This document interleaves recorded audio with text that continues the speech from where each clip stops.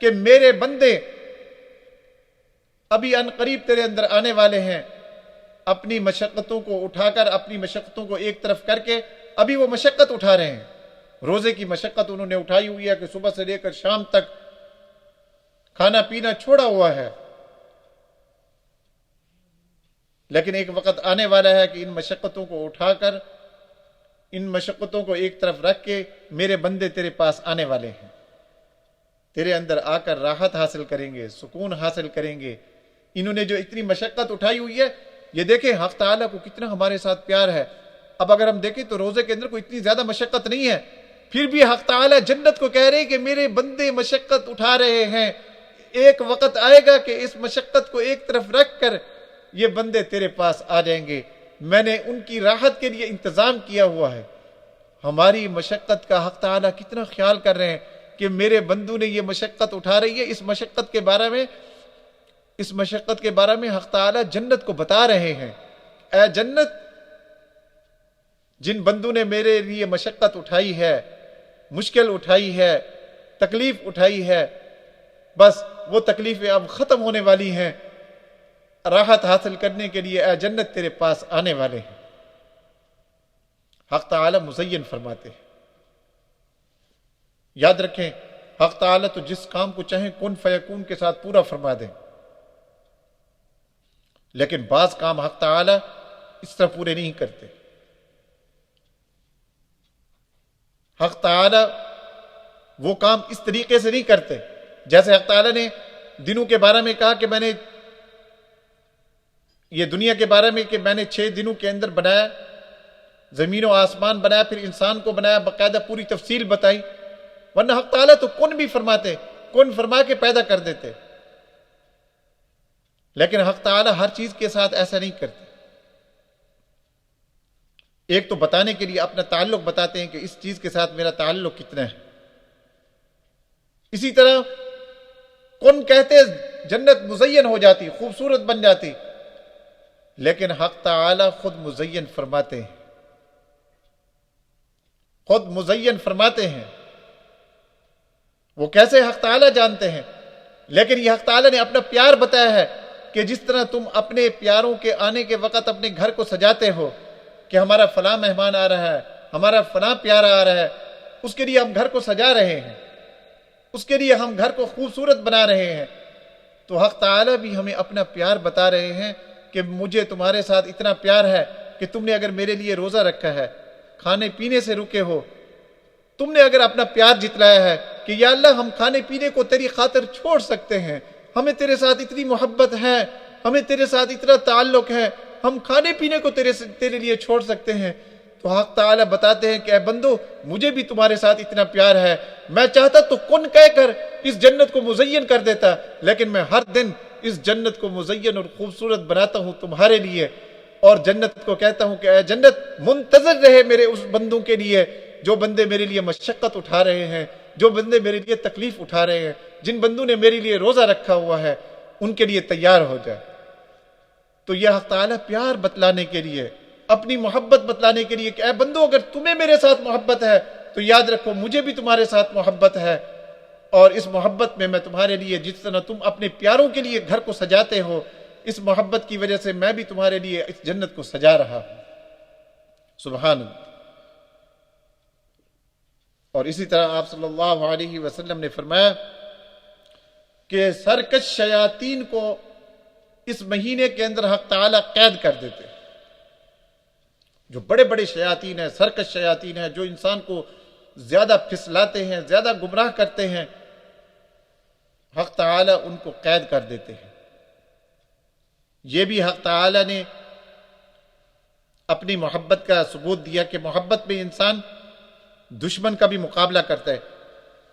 کہ پہلے پورا سال میں نے تمہیں کہا کہ تم خود مقابلہ کرو، ان الشیطان لکم عدو فاتخذوه عدوا، کہ شیطان تمہارا دشمن ہے، اس کو دشمن بناؤ. حق تعالی نے فرمایا. اب پورے سال میں ہمیں حکم ہے کہ تم دشمن بناؤ اور دشمنوں والا معاملہ شیطان کے ساتھ کرو، شیطان کا ڈٹ کر تم مقابلہ کرو. لیکن اس مہینے کے اندر شیطان کا مقابلہ ہمیں اکیلے نہیں کہا گیا تم کرو، بلکہ حق تعالی نے کہا کہ میں بھی جو تمہارا دشمن ہے اس کو بند کرتا ہوں، جکڑتا ہوں۔ انسان سے پھر بھی جو گناہ ہو جاتے ہیں، ایک تو یہ ہے کہ کچھ شیاطین کھلے رہتے ہیں، کیونکہ یہاں پر الفاظ ہیں جو سرکش شیاطین ہیں، بڑے بڑے شیاطین ہیں، ان کو بند کیا جاتا ہے، کچھ کھلے رہتے ہیں۔ اور یہ اس انسان سے جو گناہ ہو جاتے ہیں، یہ اس وجہ سے ہو جاتے ہیں کہ انسان گناہ کا عادی بن چکا ہوتا ہے، عادت کی وجہ سے بھی انسان گناہ کرتا رہتا ہے، گناہ کا عادی بن چکا ہے، گناہ چھوٹتے نہیں ہیں۔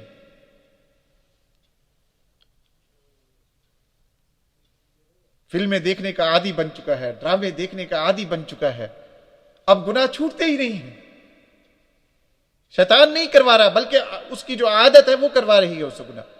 بہرحال یہ بھی انسان کے ساتھ، یہ روزے دار کے ساتھ حق تعالیٰ نے اپنی محبت بتائی کہ اے روزے دار، اب تیرا دشمن جس کے ساتھ تو سال بھر اکیلے مقابلہ کرتا تھا، اب میں بھی تیرے ساتھ ہوں، میں نے ان کو قید کر دیا ہے۔ اور فرمایا کہ پانچویں چیز جو حق تعالیٰ عطا فرماتے ہیں روزے دار کو، فرمایا کہ آخری رات میں، جب آخری رات آتی ہے تو حق تعالیٰ بخشش کا فیصلہ فرما دیتے ہیں۔ ویسے بھی بخشش کرتے رہتے ہیں، لیکن آخری رات میں بخشش کا فیصلہ فرما دیتے ہیں۔ صحابہ نے پوچھا یا رسول اللہ، اس آخری رات سے مراد لیلۃ القدر کی رات ہے؟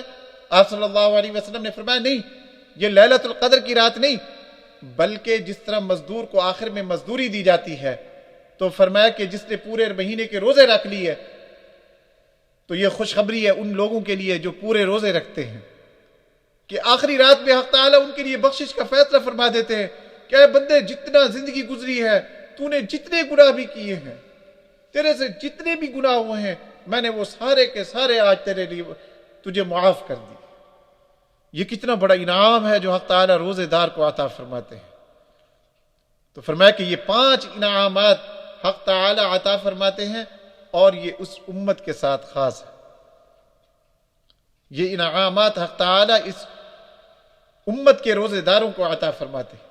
کتنے بڑے بڑے انعام حق تعالیٰ نے رکھے ہوئے ہیں۔ اس لیے روزے کو معمولی عبادت نہیں، بہت بڑی عبادت سمجھ کر اس کو کرنا چاہیے۔ یہ بہت بڑی عبادت ہے، اس مہینے کی 5 ارکان میں سے ایک رکن ہے، اور پھر اس کے ساتھ ساتھ یہ حق تعالیٰ کے ساتھ محبت ہے۔ اس لیے حق تعالیٰ نے جب حکم دیا تو بڑے پیار اور محبت کے ساتھ دیا، فرمایا یا ایھا الذین آمنوا، اے ایمان والو۔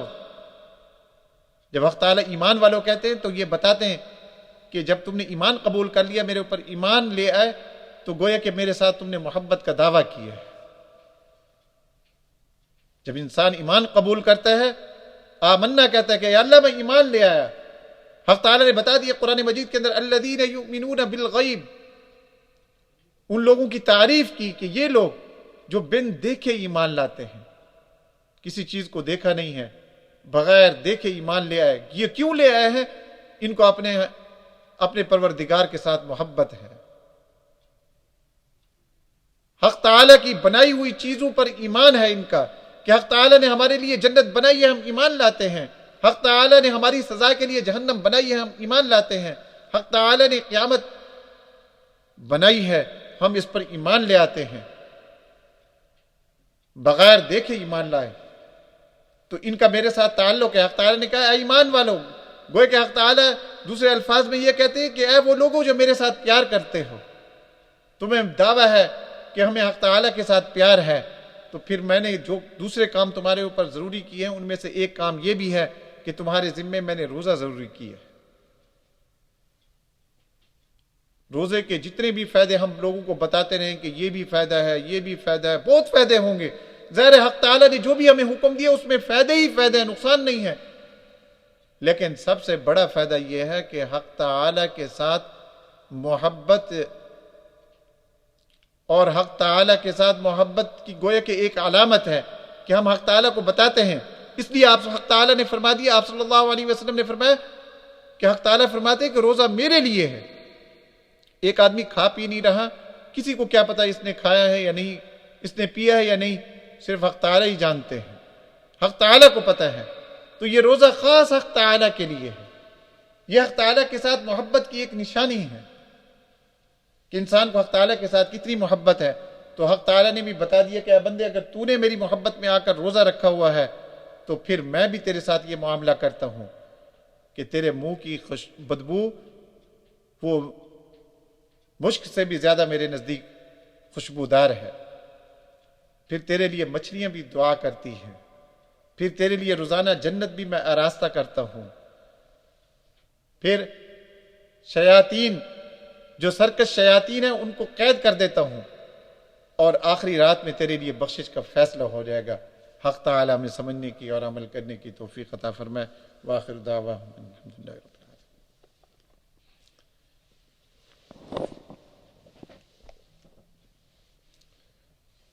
وقت تھوڑا رہ گیا، دعا کر لیجیے۔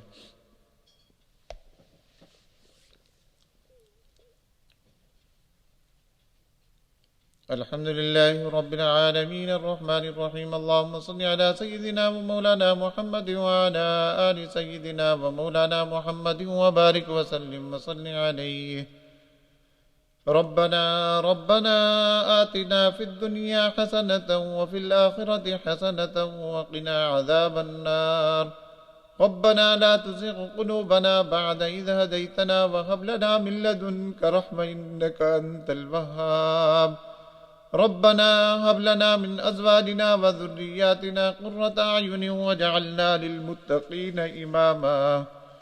یا الہ العالمین ہمارے گناہوں کو معاف فرما، یا الہ العالمین جتنے بھی ہمارے سے گناہ ہوئے ہیں سب معاف فرما۔ الہی وہ گناہ جو ہم نے جان بوجھ کر کیے ہیں وہ بھی معاف فرما، جو انجانے میں کیے ہیں وہ بھی معاف فرما۔ الہی بڑے گناہوں کو بھی معاف فرما، چھوٹے گناہوں کو بھی معاف فرما۔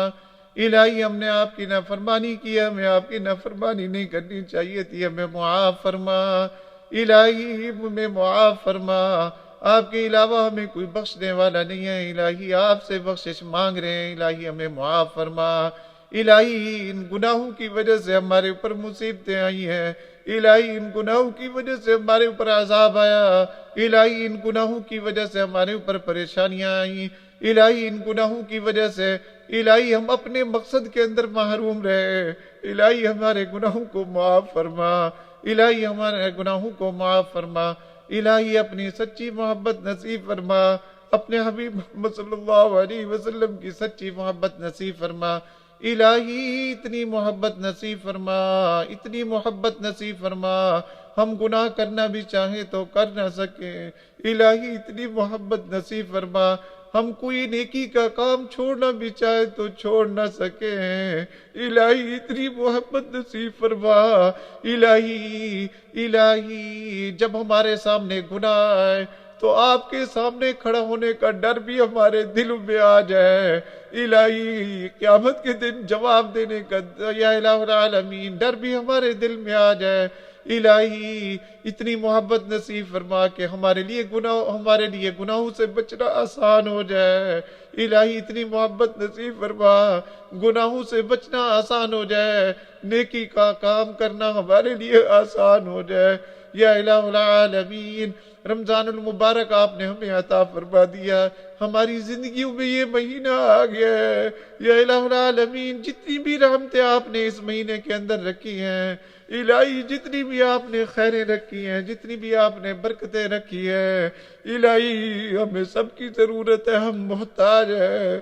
الہی ہم ان برکتوں کے محتاج ہیں، الہی ہم آپ کی رحمتوں کے محتاج ہیں، الہی ہمیں ان رحمتوں کی ضرورت ہے، الہی ہم ضرورت مند ہیں، آپ سے مانگ رہے ہیں ہمیں ساری عطا فرما، کسی ایک برکت سے بھی محروم نہ فرما، الہی کسی ایک خیر سے بھی محروم نہ فرما، الہی کسی ایک خیر سے بھی محروم نہ فرما، الہی جتنی بھی برکتیں رکھی ہیں ساری کی ساری ہمیں عطا فرما۔